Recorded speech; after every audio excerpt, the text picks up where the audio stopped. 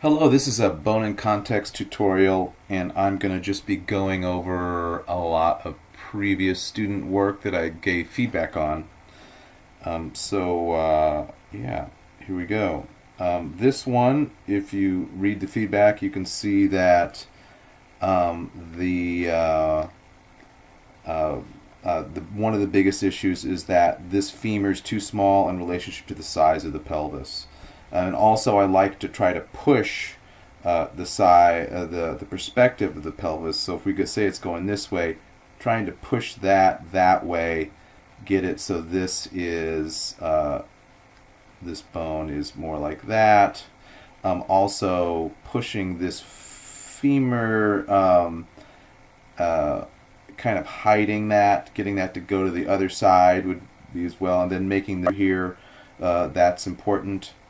And one thing you really want to pay attention to is you have your center line here with your pelvis coming down into the sacrum like that. And this needs to relate in perspective to where this center of the groin is. So really the center would be more like here, and then pulling that like that. So you want to really get a sense of that. So yeah, shrinking this a bit in relationship to this is important.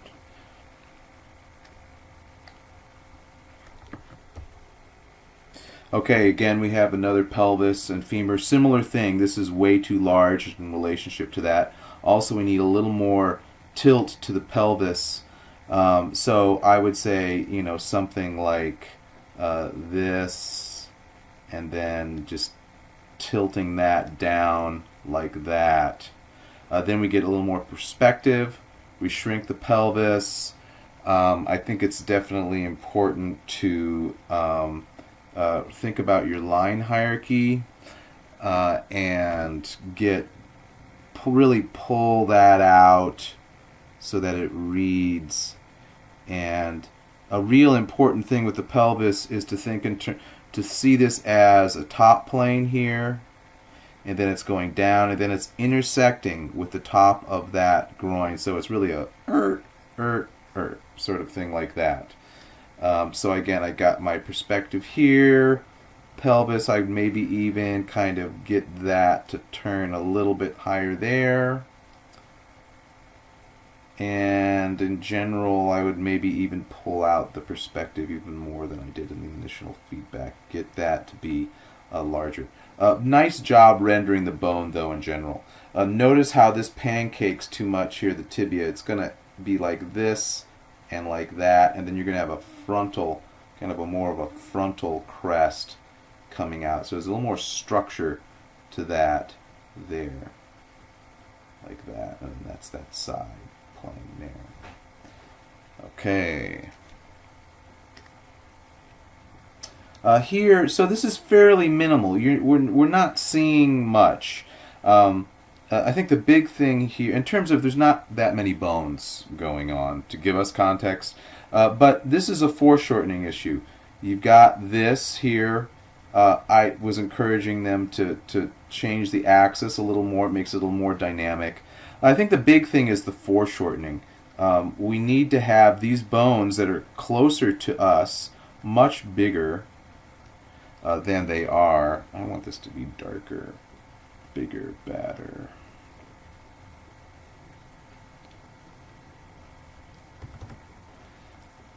So, doing this kind of thing, getting the size to really relate more to how much distance and foreshortening is going on, I think is important. So getting this femur patella thing much larger than it initially was is going to work better.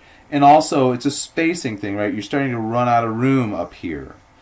So you want to, just accordingly do that. In general, I think having a little more context, more bones to understand what's going on is helpful.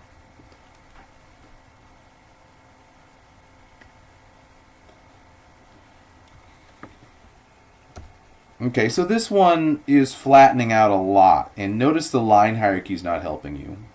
And notice, like, this iliac crest is in front of that. So just doing that does a ton spatially to separate that like that. Also, making sure we're getting the perspective in perspective lines. Those are not good. Getting that to relate to that to relate to that. These are a little bit. This is a little bit too simple. The shape is not working well. And again, I think it comes down to with the foreshortening, we need to get this larger.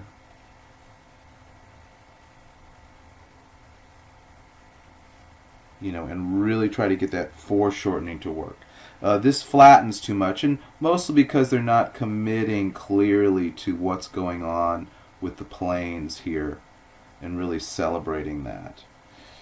And then this flattens a bit. Again, they're not getting their side plane here. Really define that. Get the structure of the front of that tibia happening. And then, don't short shrift the fibula. It's a little tricky bone. It's sort of a, the unwanted stepchild, but get that working more.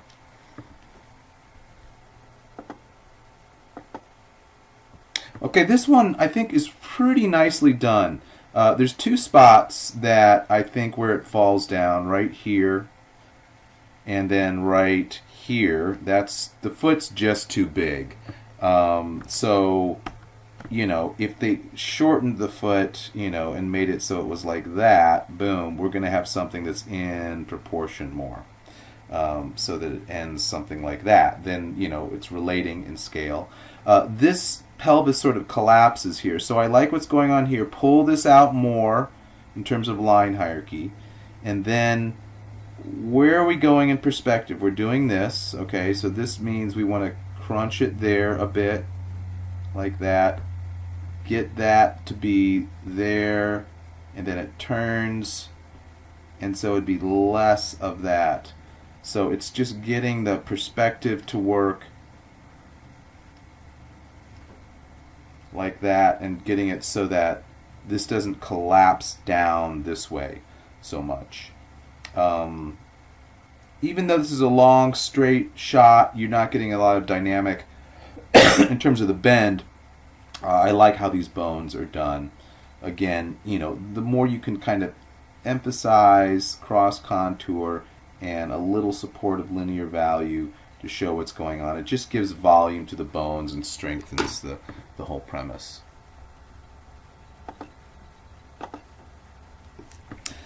This is, I think, fairly good. Like I said here, it makes the bone looks too long, ridiculously long. If this was made larger here, we would have a little less of an obnoxious kind of foreshortening thing going on with that. It would seem a little less,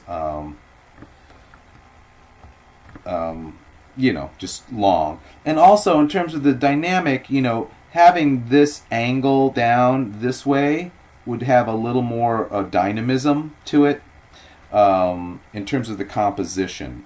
Having the foot and the coming that way like that would be a little more dynamic. But I appreciate what they're doing with the pelvis in perspective. That's making sense.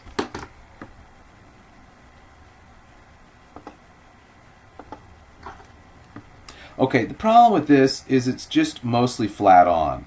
The only dimensional thing we've got is here. Everything else this is not helping the context in terms of giving us a sense of the dimension. So what would do it? Well, you show the top of the clavicle and the scapula and the ribs up here, and then you show how the humerus comes out of that and comes down from there. So what you're setting up is top plane, front plane, side plane. Okay, so that's the kind of thing you need. And then when you do the ribs coming down, you're getting a sense of there's this side of the ribs and then there's this side of the ribs. Again, you got to get that volume in there. Ribs, this, and I'm exaggerating that. But you don't want to just show these flat relationships like that.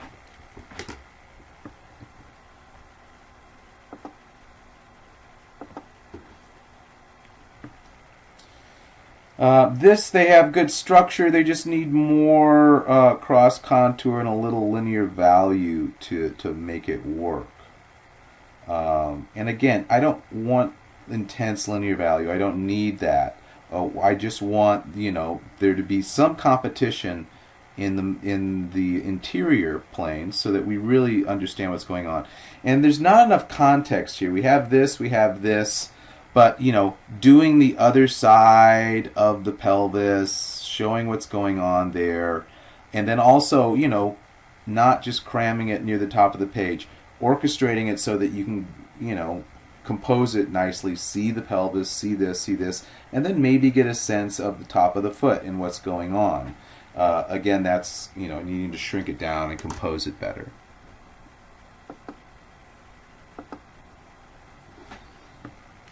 Okay, this has a really good feeling to it. This gets too small, so the tibia would be stronger out like that. There's a problem with the tangency of the sit bones here. If this sit bone was drawn like there in perspective, and then this was pulled out in terms of line hierarchy, we would have it would just, the pelvis would be a little clearer. You wouldn't have that tangency going like that. And then with this, pretty good, exaggerating the arc a bit much, and then, just really make sure that your linear value is making sense in terms of the cross contour.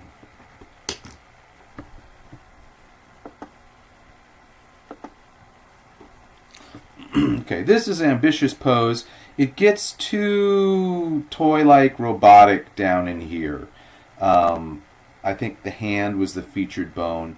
There's a tangency with the skull and that. And then there's also just too much linear value. Doing less, letting the white of the page work as a plane, as an integral plane on the bones is important. So ambitious pose, I appreciate the foreshortening. And just maybe not being so simplistic and geometric. This is a great way to think about things. This is an early phase kind of concept. Yeah, you want to really know exactly what's the geometry of the things going on. But then you want to put in a little bit more subtlety. The way the skull and the spine is. The rib cage is okay. It's really these things that get a little too tinker toy. Last one.